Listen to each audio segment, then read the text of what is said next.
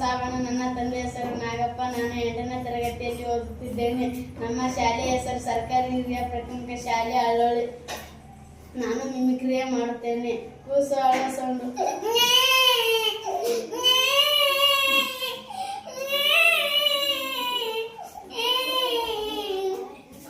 ಬೆಕ್ಕಿನ ಸೌಂಡು ಮಾಡುತ್ತೇನೆ.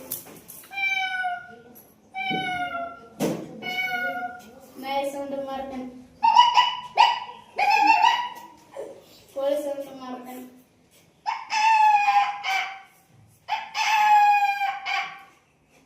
ನಾನು ಆದ್ಮೇಲೆ ಸೌಂಡು ಮಾಡ್ತೇನೆ. ನಾಯಿ ಸೌಂಡು ಮಾಡ್ತೇನೆ. ಕೋಗಿಲೆ ಸೌಂಡು ಮಾಡ್ತೇನೆ. ನವಿಲೆ ಸೌಂಡು ಮಾಡ್ತಾನೆ.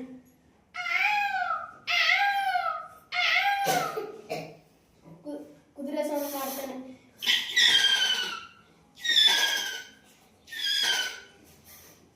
ಮತ್ತು ಆಕಳ ಸೌಂಡು ಮಾಡ್ತಾನೆ.